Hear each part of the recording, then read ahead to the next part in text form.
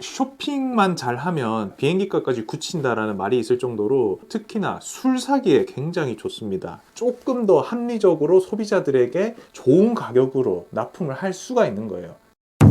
반갑습니다. 백박다이닝입니다. 오늘은 제가 같은 와인이어도 호갱되지 않는 법, 같은 와인이어도 좀 더 저렴하게 구매하는 법에 대해서 좀 알려드리겠습니다. 여러분들이 와인 구매하실 때 마트 자주 가시죠? 마트를 가시게 되면 구매하시는 와인보다 더 싸게 판매하는 그런 거를 본 적이 있으실 겁니다. 한국에 마트들이 굉장히 많으니까요. 아마 못 보셨어도 술을 많이 사본 입장에서 오늘 한번 제대로 알려드릴 생각입니다. 꿀팁이 많으니까 지금 같은 불황기에 돈을 많이 아끼실 수 있는 그런 방법들이 많이 나오니까 오늘 끝까지 한번 시청 부탁드리겠습니다. 첫 번째는 장터 할인 행사를 노리는 거예요. 한국에는 마트들이 굉장히 많죠. 이마트, 홈플러스, 롯데마트 굉장히 많은데, 그리고 다른 나라에 비해서 마트에서 와인을 판매하는 것이 굉장히 활성화돼 있어요.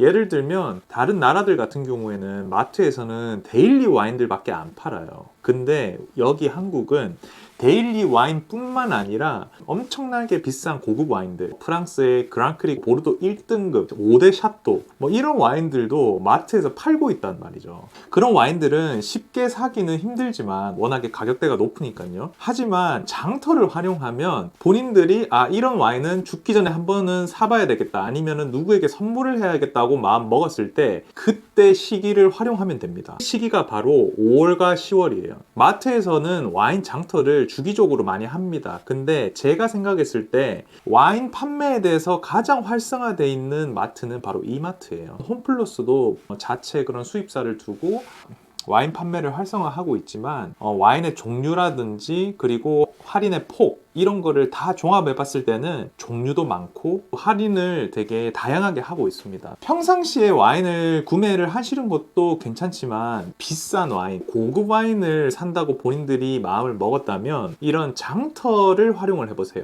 물론 고급 와인뿐만이 아니라 우리들이 먹는 그런 데일리 와인들도 5월, 10월 달에 이벤트를 하고 있습니다. 이때 와인을 좀 많이 사시고 쟁여 두신다면 다른 날에 좀 비싸게 사시는 것보다는 좀 더 싸게 사실 수가 있어요. 두 번째는 바로 일본에서 술을 사는 겁니다. 우리나라랑 굉장히 가깝죠. 제주도보다 일본 여행을 가시는 분들이 많다고 할 정도로 많은 분들이 지금 일본 여행을 가시고 있습니다. 일본에 가서 쇼핑만 잘하면 비행기값까지 굳힌다라는 말이 있을 정도로 특히나 술 사기에 굉장히 좋습니다. 그 이유 자체가 술에 매기는 이 세금 때문에 있는데요. 우리 한국에서는 맥주와 와인에 매기는 술의 세금 비율 자체가 다릅니다. 맥주 같은 경우는 4캔 10,000원으로 여러분들이 싸게 구매하고 계시죠.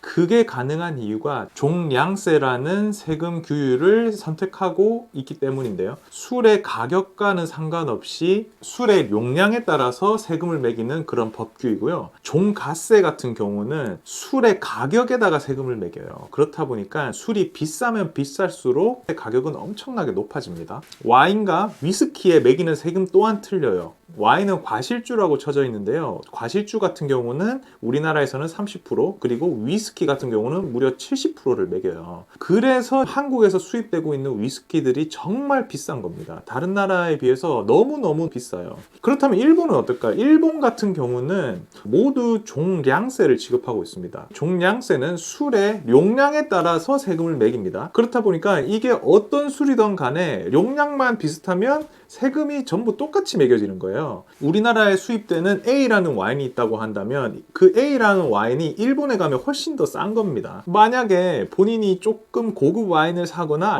데일리 와인이라도 상관없습니다. 일본에 가실 일이 있다면 와인을 일본에서 사셔서 한국으로 들고 오는 게 훨씬 더 이득이라는 말이죠. 물론 와인은 2병까지밖에 적용이 되지 않습니다. 2병이 넘어가면 자체 신고를 해야 돼요. 조금 고가의 와인을 본인이 구매할 일이 있다, 일본에서 사시는 게 굉장히 효율적이란 말이죠.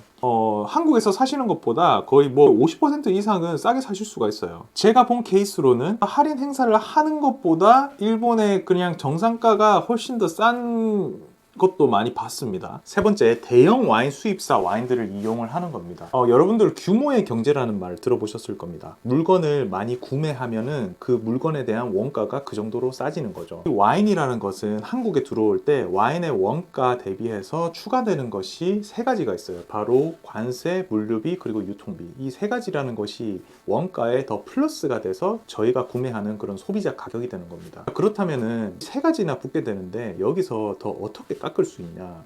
이게 바로 이제 포인트인 거죠. 관세 같은 경우는 저희가 건드릴 수가 없습니다. 관세 같은 경우는 국가가 지정해 놓은 법이기 때문에 저희가 건드릴 수가 없어요. 과실주가 들어오면 30%의 주세에다가 10%의 교육세가 또 붙게 돼요. 이거는 저희가 바꿀 수가 없습니다. 그렇다면 여기서 저희가 바꿀 수 있는 거는 바로 물류비와 유통비예요. 그러면 이 두 가지를 제일 효율적으로 운영을 하는 데가 바로 대형 와인 수입사들인 겁니다. 저희 나라에서 대형 와인 수입사라고 한다면 4-5개의 수입사를 뽑을 수 있을 것 같은데요. 신세계 L&B, 극량, 아영, 그리고 뭐 나라셀러 등등 와인 수입사들이 물건들을 굉장히 많이 들고 오고 있고, 이 수입사들이 들고 오는 와인들은 다른 작은 와인 수입사에 비해서 와인을 조금 더 합리적인 가격에 들고 올 수 있는 거죠. 왜 그런지를 한번 살펴보면요. 자, A라는 수입사가 와인을 들고 온다고 가정을 해보겠습니다. B라는 수입사가 이 똑같은 와인을 1000병, 10,000병을 들고 와요. 그러면은 들고 오는 과정에서 와인들은 컨테이너에 실어지게 돼요.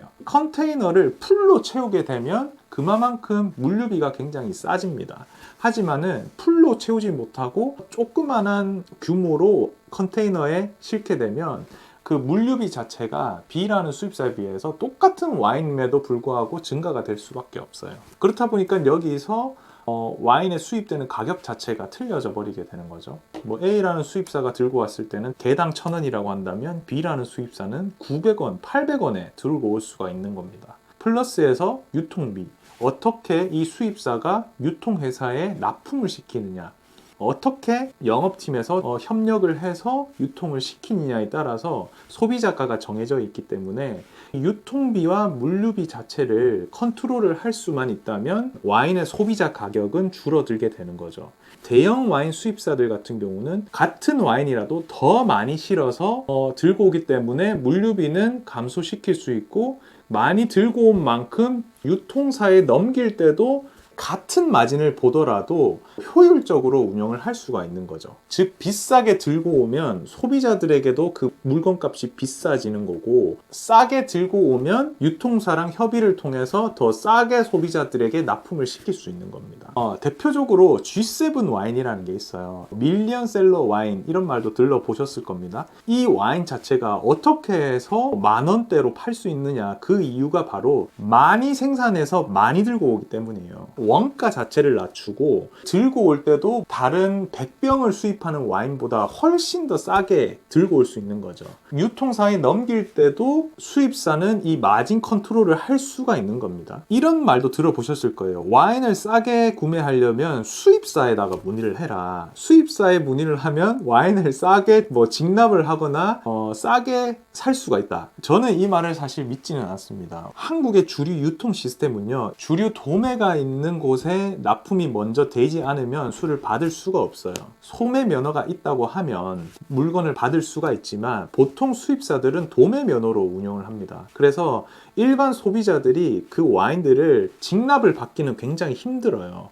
전화로 문의를 해서 나 이 와인이 사고 싶다, 이 와인 한 병만 사고 싶다고 한들 그 와인을 바로 소비자가 구매하기 힘듭니다. 중간에 도매상이라는 그 시스템을 껴야지만이 마트나 아니면 와인샵에 있는 그런 와인들을 살 수가 있어요. 수입사들도 자선 기부 단체가 아니에요. 마진을 남겨서 운영을 해야 되는 그런 기업체들이란 말입니다. 전화를 해서 가격을 물어본다고 한들 제가 아까 말씀드린 그런 관세야 물류비 그리고 유통비가 포함된 가격으로 말을 해주지, 그거를 본인의 마진을 포기한 채 관세만 포함된 그 가격으로 알려주지는 않을 거란 말이죠. 그렇다면 저희가 어떻게 하면 조금 더 싸게 살 수 있냐, 그거는 아까 말씀드린 것처럼 대형 와인 수입사들이 효율적으로 들고 오는 와인, 물류비와 유통비 를 최소화시켜서 들고 오는 그런 와인들을 선택을 한다면 여러분들은 한국에서는 와인을 조금이라도 그나마 싸게 사실 수가 있는 거죠.